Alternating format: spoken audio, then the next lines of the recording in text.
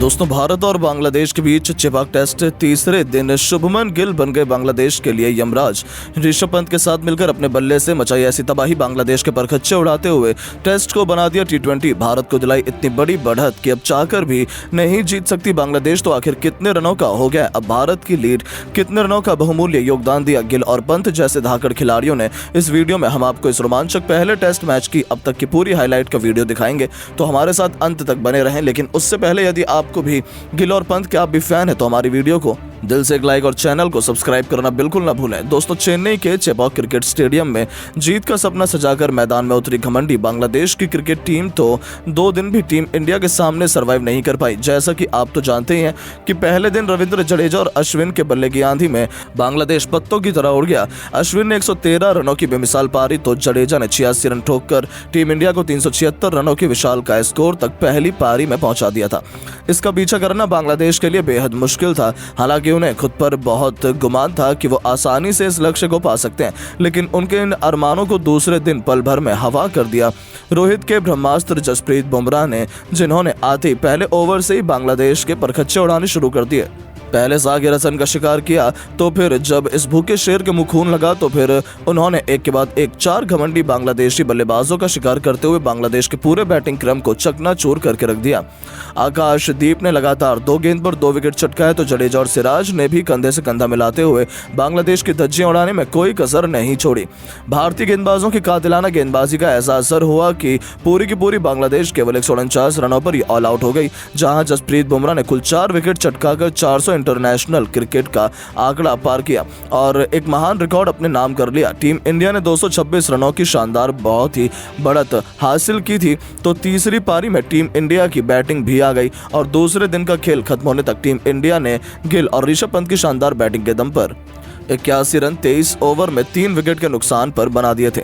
साथ ही team India को 308 रनों की बढ़त भी हासिल हो चुकी थी। तीसरे दिन का खेल शुरू हुआ तब जहां एक तरफ बांग्लादेश जल्द से जल्द इन दोनों बल्लेबाजों को पवेलियन भेजना चाहता था, तो वहीं ये दोनों टीम इंडिया को एक बड़े स्कोर की तरफ पहुंचाने के इरादे से उतरे थे।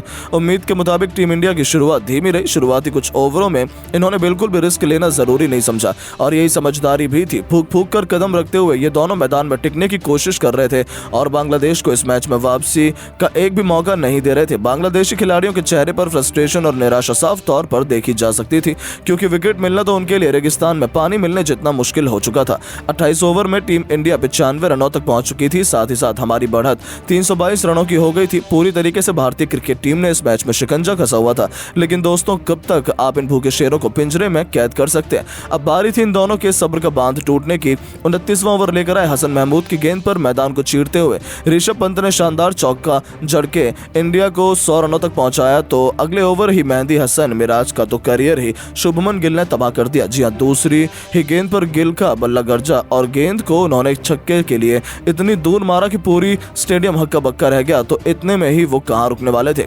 5वीं गेंद पर एक बार फिर शुभमन ने 2 कदम आगे निकलकर उस गेंद को स्टेडियम के दूसरे स्टैंड में छक्के के लिए डिपॉजिट कर अपना शानदार अर्धशतक T20 के अंदाज में केवल 80 गेंदों में ठोक दिया और बांग्लादेशी क्रिकेट टीम की धज्जियां अकेले उड़ाकर रख दी थी। इस खिलाड़ी ने उनकी विस्फोटक बैटिंग से टीम इंडिया 30 ओवर में ही 114 रनों तक पहुंच चुकी थी। अब भारत की बढ़त टोटल 343 रनों की हो चुकी थी, यानी कि बांग्लादेश क्रिकेट टीम तो अभी से इस मैच से बाहर नजर आने लगी थी। उनकी वापसी का कोई भी रास्ता नजर नहीं आ रहा था। वहीं गिल बहुत तेजी से अपने शतक की तरफ भी बढ़ने लगे थे। इस खिलाड़ी के पास एक और कीर्तिमान अपने नाम करने का बड़ा मौका था। साथ ही साथ इन दोनों खिलाड़ियों ने अपने धाकड़ अंदाज में 50 रनों की मैच विनिंग साझेदारी को भी अंजाम दिया, जो इस मोड़ पर बहुत ही जरूरी थी। यानी कि इन दोनों के दम पर टीम इंडिया इतिहास लिखने के लिए पूरी तरीके से तैयार हो चुकी थी। इन दोनों योद्धाओं ने मैदान पर अपने नाम का झंडा गाड़ दिया था। बांग्लादेश के कप्तान ने सभी गेंदबाजों का इस्तेमाल कर लिया था, चाहे पेस हो चाहे स्पिन, लेकिन कोई भी इन दोनों की दीवार को हिलाने में कामयाब नहीं हो पा रहा था।